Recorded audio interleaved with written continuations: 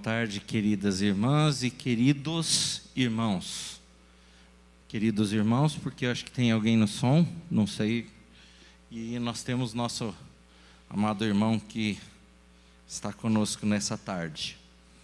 Glória a Deus pela sua vida, um prazer estar aqui. Quero que você abra a palavra de Deus em 2 textos.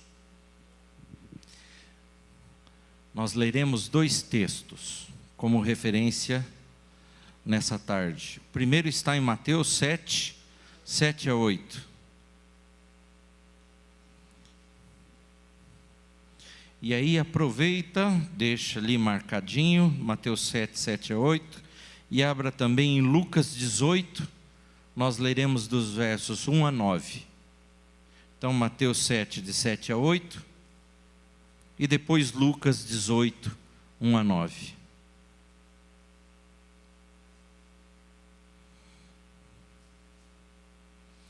Mateus 7, 7 a 8, é um texto bem conhecido pelos cristãos, né?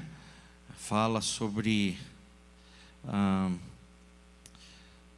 Jesus nos ensinando a orar e sobre pedir e receber. E a palavra de Deus diz assim, Mateus 7, 7 a 8: Pedi e dar-se-vos-á, buscai e achareis, batei e abrir-se-vos-á. Pois todo o que pede recebe, o que busca encontra, e a quem bate, abrir-se-lhe-á. Ok, agora vamos para Lucas capítulo 18, nós leremos os versos 1 a 9.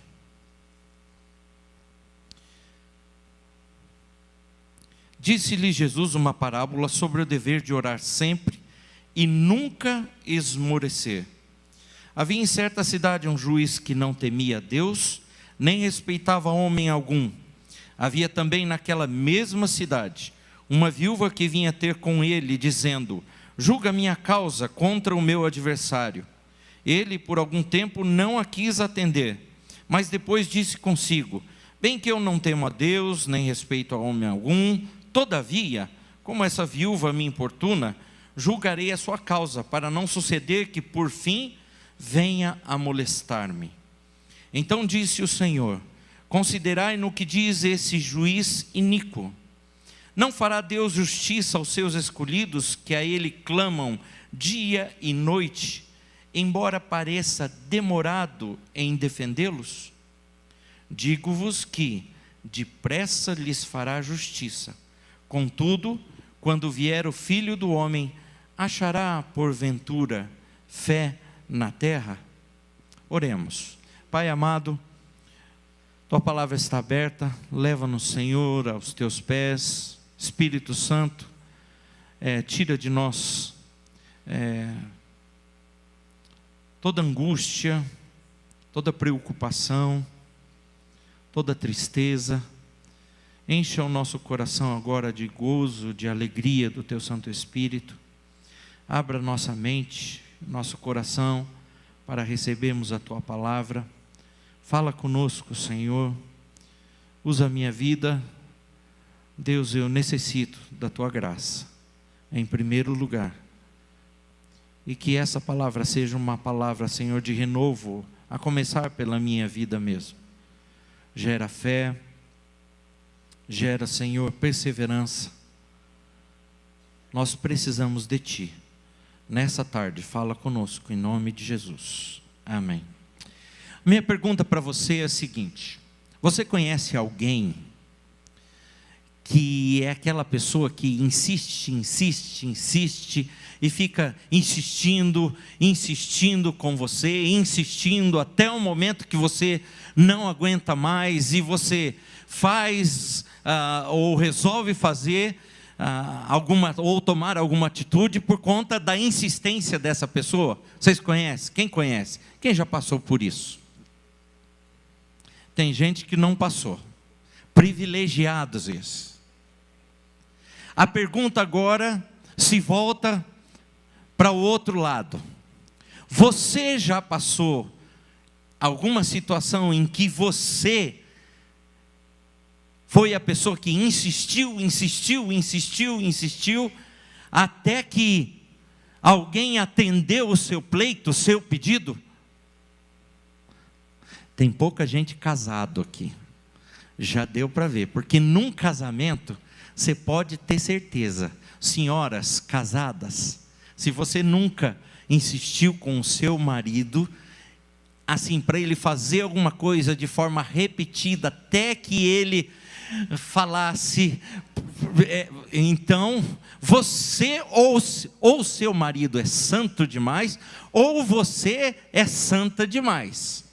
Alguém com certeza é santo demais nesse relacionamento. A verdade é que todos nós, num momento das nossas vidas, ou passamos como pessoas insistentes, ou fomos vítimas, ou alvo, melhor essa palavra, alvo, de pessoas que foram insistentes. Jesus aqui está contando uma parábola, né? Algo que ele usava para fazer uma aplicação na vida daqueles que estavam ouvindo. A história não diz muito a respeito desse juiz iníquo. A história diz que ele era um juiz iníquo. E quando você lê o início da conversa, o que me parece é que esse homem, e o final do versículo 8, 9 desse texto, ele vai dizer que ele aponta para umas pessoas, ou pessoas que têm uma qualidade de se acharem superiores ou superpoderosas. O Brasil é muito diferente disso, principalmente o nosso judiciário, né? Ninguém acha que é superpoderoso, ninguém acha que pode mandar mais que os outros, ninguém acha que está sobre a lei. É ou não é verdade? Nosso país é muito bom em se tratando de juízes, principalmente, né? Existe muita justiça, e a história aqui fala exatamente disso. Esse juiz, claramente ele não é uma pessoa que talvez fosse um ladrão ou qualquer outro tipo de coisa. Talvez o maior problema desse juiz, conforme essa história e o relato do próprio Jesus, e quando a gente olha aqui, o final do versículo 9, diz que alguns consideravam a si mesmo por se considerarem justos e desprezavam os outros. Provavelmente, esse juiz, a característica negativa e o que tornava ele iníquo era exatamente essa percepção que ele tinha de si mesmo. Ele se achava superpoderoso, ele se achava acima dos outros, e ele se achava tão bom e tão justo que ele era a própria justiça encarnada. Quando a pessoa pensa, e quando qualquer ser humano acha que ele está sobre Deus, ou ele tem uma autoridade maior do que o próprio Deus, Criador de todas as coisas, a iniquidade já jaz à porta do seu coração. Mas nós não queremos falar sobre o juiz. Nós estamos aqui para falar sobre uma insistência recompensadora. E nessa história, nessa parábola, quem era insistente? A viúva. A figura central do nosso texto aqui é exatamente essa mulher. Lembre sempre que na cultura da época, uma mulher já era desconsiderada. Sem um marido, era mais desconsiderada. Ela era discriminada por conta da sociedade, da sua viuvez. E a gente não sabe que causa era essa que ela tinha. Talvez uma causa exatamente por ser viúva. Ela tinha dívidas, e naquela época, quando a pessoa não tinha dinheiro, se tomavam os bens que ela tinha, e se não tivesse bens, o filho era tomado como parte do pagamento, ou pagamento da dívida. A gente não sabe, a história não diz claramente sobre isso. O que importa é que essa mulher precisava de justiça sendo feita na sua vida. E ela recorre a esse homem, a essa figura, a esse juiz. Ela recorre a esse homem com a esperança de ter a sua causa atendida e na sua vida ela receber justiça. Eu não sei como você está hoje, como você entrou aqui. Não sei se no teu coração existe uma causa que para você é impossível. Talvez você tenha uma causa nessa tarde que para você seja tão impossível quanto a causa dessa mulher impossível. O fato é que esse texto nos mostra que existe esperança quando nós vivemos uma situação do impossível. E a esperança, ela não significa que você vai ser atendido imediatamente no momento em que você quer. E no momento em que você acha bom para você receber a sua resposta. Esse texto mostra exatamente a luta dessa mulher e a perseverança, a insistência. Por isso o título dessa mensagem, a insistência recompensadora. Agora, eu gostaria de extrair 2 pontos. O primeiro deles é: precisamos ter o compromisso renovado com Cristo e com a oração. E eles estão subdivididos em 2 outros pontos. E o segundo, principal, é que nós precisamos ter uma fé perseverante, também subdivididos em outros 2 pontos. Vamos para o primeiro. Precisamos ter o compromisso renovado com Cristo e com a oração. O que Jesus, na verdade, quer ensinar com essa parábola do juiz iníquo? Mas que fala nessa tarde, e eu gostaria de destacar mais, a pessoa da viúva. O que Jesus quer nos ensinar através da figura dessa mulher? Uma mulher como você, nessa tarde. Uma mulher que precisava cuidados, uma mulher que precisava de carinho, uma mulher que precisava de atenção e uma mulher que precisava de justiça.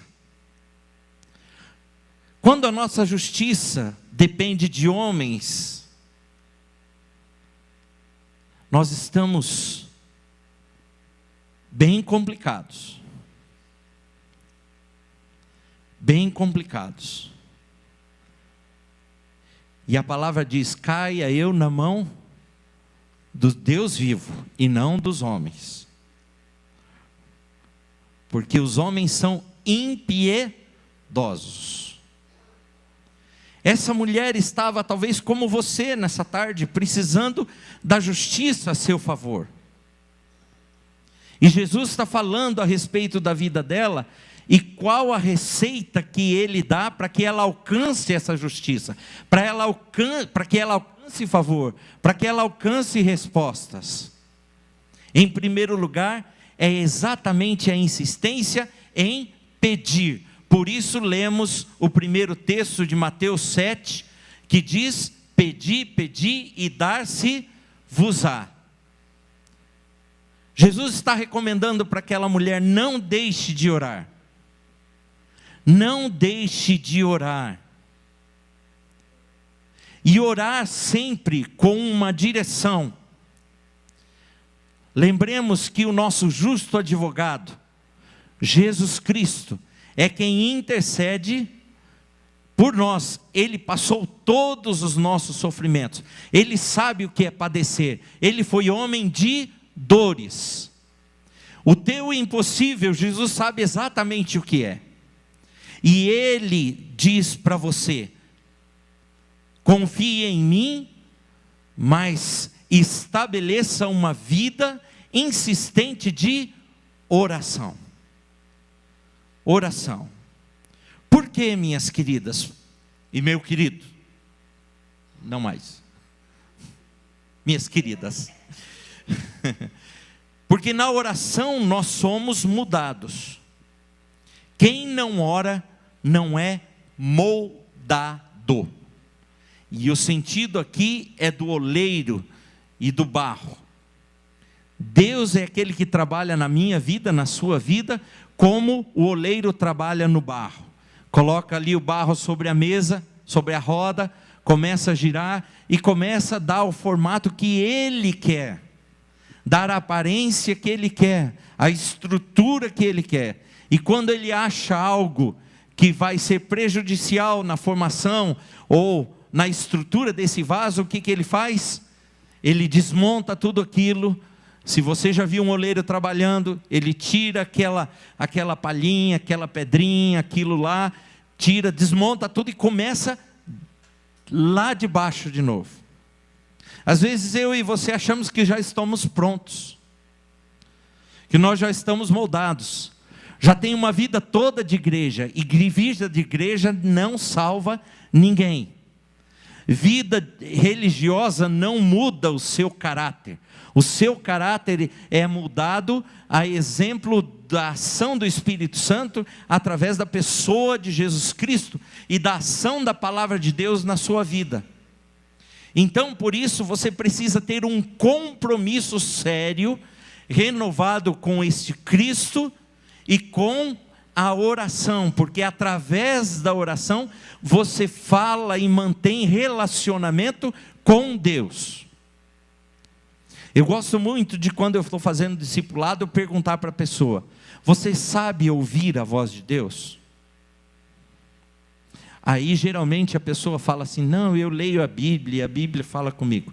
A minha pergunta é: você consegue ouvir a voz de Deus no seu coração, na sua mente falando contigo? Você sabe definir que é Deus que está falando, que Deus que direciona a sua vida? Não faça isso, não faça aquilo.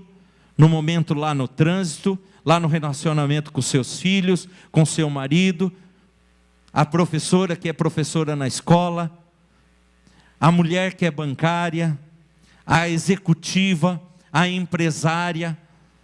Sabe escutar a voz de Deus? Por isso é que eu digo que na oração nós somos mudados, porque na oração Deus fala conosco. E quando Deus fala conosco, Ele nos aponta aquilo que precisamos mudar na nossa vida. E se não mudamos, estamos em pecado. E quando mudamos, nós estamos sendo moldados pelo próprio Deus, porque nós permitimos que Ele trabalhe conosco. Segundo lugar, nesse primeiro ponto, a expectativa da viúva certamente era muito grande para ver a sua situação resolvida. Ela insistiu com o juiz para que ele atendesse. Ao contrário desse juiz que era iníquo, nosso Deus é perfeito e justo, e tem alegria em responder às nossas orações. Preste atenção, Deus tem alegria em responder às suas orações. E às vezes parece que Deus tem raiva da gente. Não sei se você já teve esse sentimento, mas muitas vezes as suas expectativas são todas frustradas, porque você pede uma coisa e parece que Deus faz outras. E faz mesmo, porque a mente de Deus não é a sua mente, a vontade de Deus não é a sua vontade, e Ele vai fazer mesmo contra aquilo que você quer, porque Ele tem que mostrar quem é Deus na sua vida. Ele precisa mostrar para você que você não manda, que Ele manda, que a autoridade é dele e não sua. Então muitas vezes, pastor, eu sou frustrada porque parece que Deus não gosta de mim. Tudo que eu peço, Ele faz o contrário. Eu peço alegria, Ele me dá tristeza. Eu peço força, Ele me dá derrota. E assim por diante.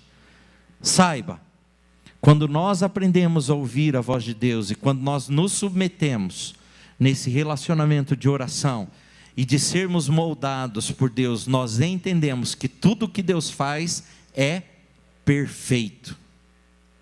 E sendo perfeito, Ele tem alegria de nos dar.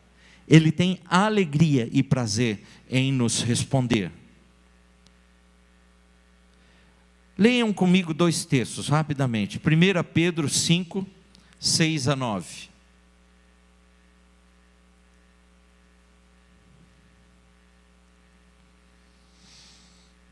Primeira Pedro 5, 6 a 9.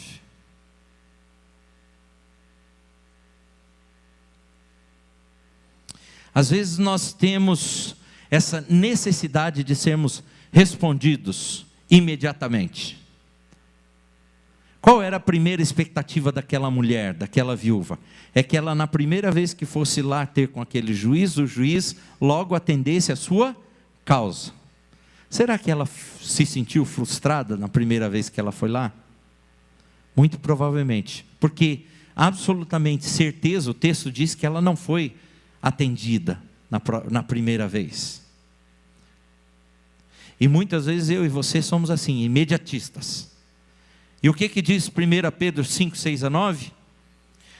Humilhai-vos, portanto, sob a poderosa mão de Deus, para que Ele, em tempo oportuno, vos exalte, lançando sobre Ele toda a vossa ansiedade, porque Ele tem cuidado de vós. Sede sóbrios e vigilantes. O diabo, vosso adversário, anda em derredor como um leão que ruge, procurando alguém para devorar.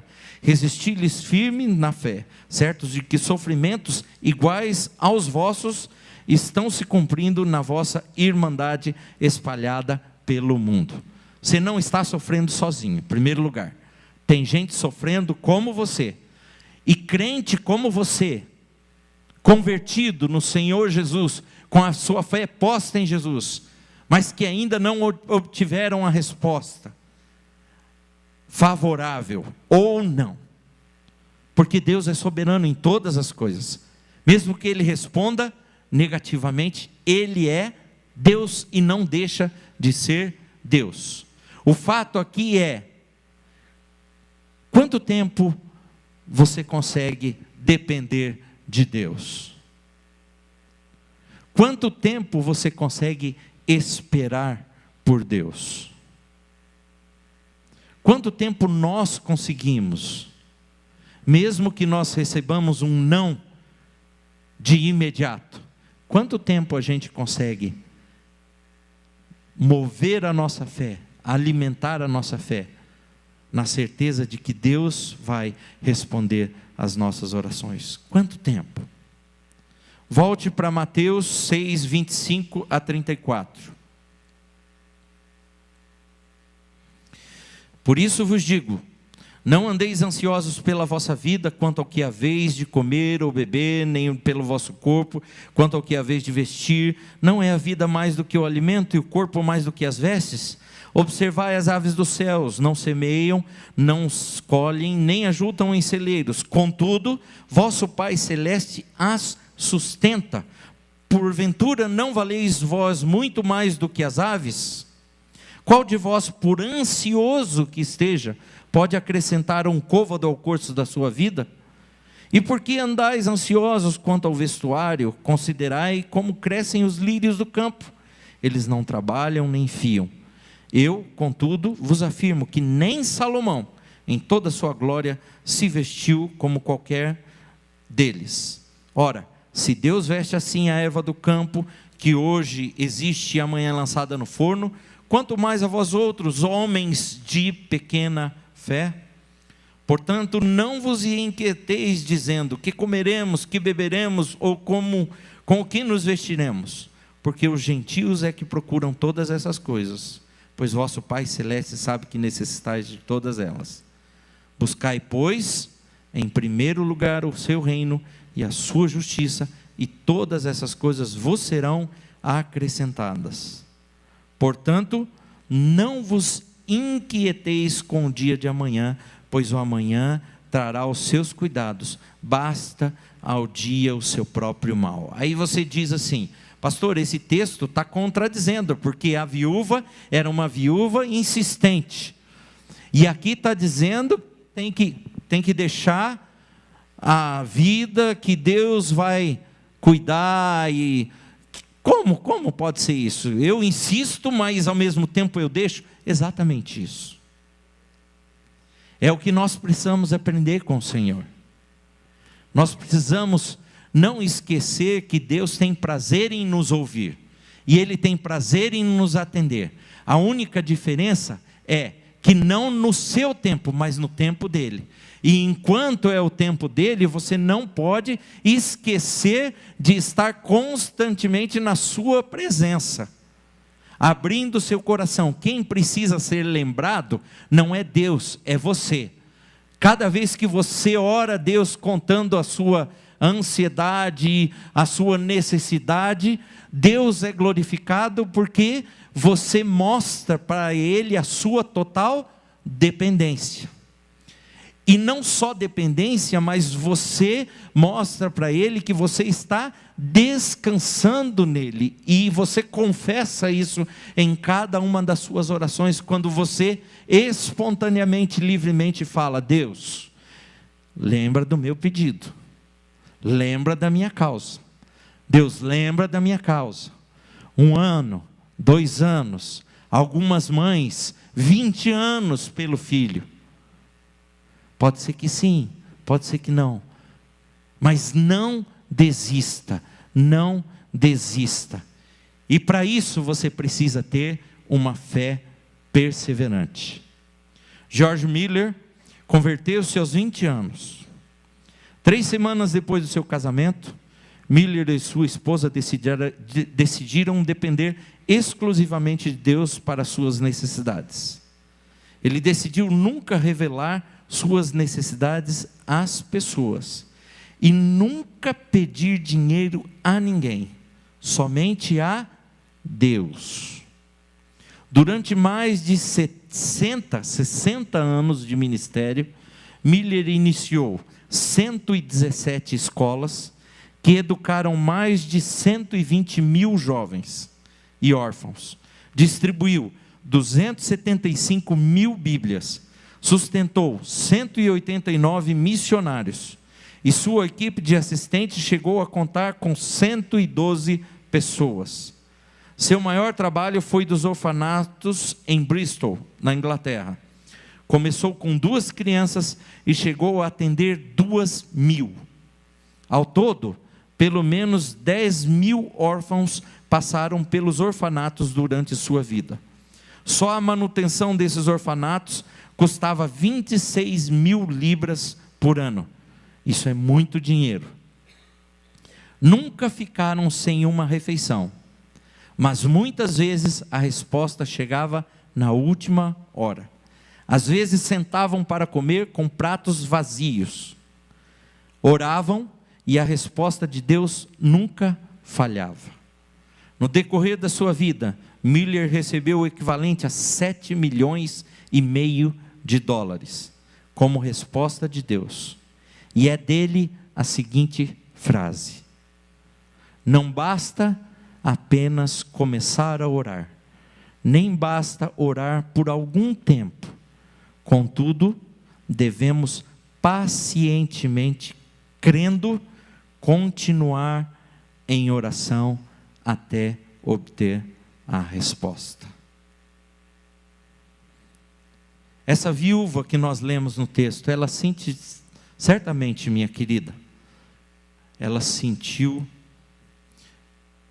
a dificuldade do seu caso. E ela tinha essa luta, ela não tinha a quem mais recorrer. Era a última opção dela, aquele juiz. Ela não tinha mais para quem pedir, para quem clamar. Era aquele homem prepotente, arrogante, com ares de superior, com ares de doutor, com ares de poderoso, sobre toda a classe social. Era aquele homem ou talvez no caso dela, a Bíblia não diz, mas talvez a própria morte. E ela optou por ter coragem e insistir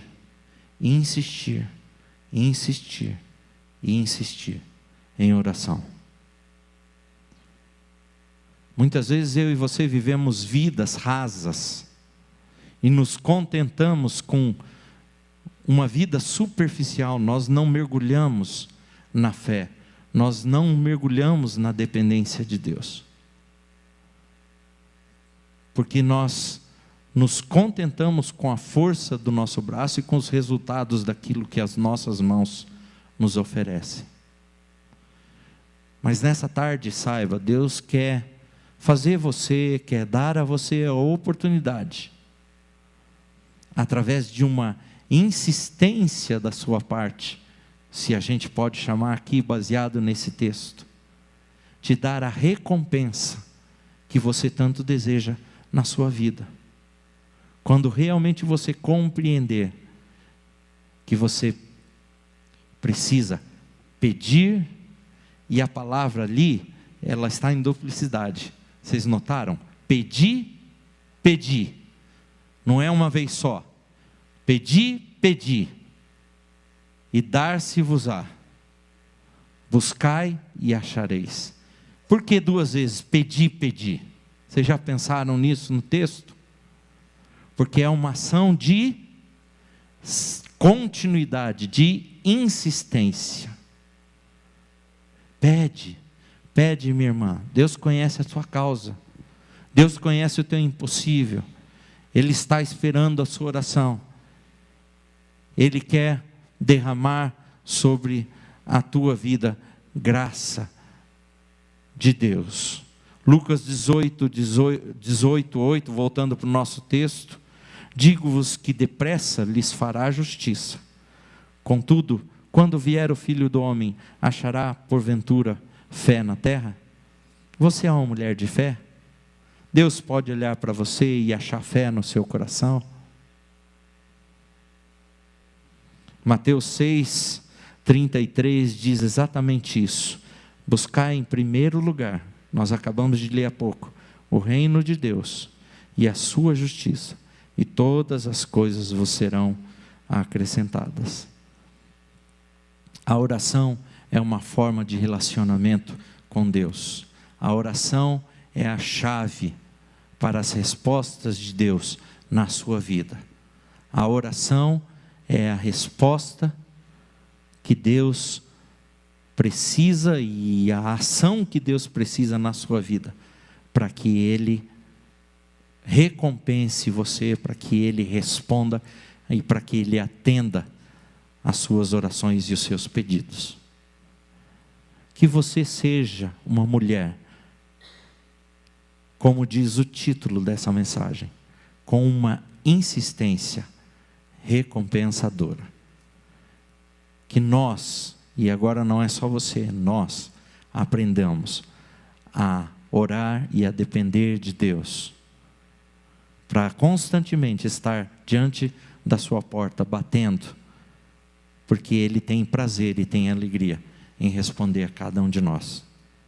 Que você seja fruto dessa insistência recompensadora. Deus nos abençoe. Vamos orar? Pai amado, muito obrigado, Deus, porque o Senhor é um Deus fiel. É claro que o Senhor sabe do nosso passado, o Senhor sabe do nosso presente e o Senhor sabe do nosso futuro. Tua palavra diz que nem a palavra me chegou à boca e o Senhor já conhece ela toda. Mas a Tua palavra também nos garante que o Senhor tem prazer em nos ouvir a nossa oração, ouvir o nosso clamor, ouvir, Senhor, os nossos pedidos e atender, Senhor, aquilo que clamamos a Ti. E nós sabemos que nós precisamos disso. Nós precisamos reconhecer quem somos através da nossa dependência do Senhor. Nós precisamos estar constantemente nos Teus pés, clamando, dobrados diante do Senhor. Nos ensina, Deus, a praticar isso em todo o tempo na nossa vida, e que nós possamos ser frutos dessa insistência recompensadora nas nossas vidas. Recompensa essa que vem do Senhor. É o que nós pedimos e agradecemos em nome de Jesus. Amém.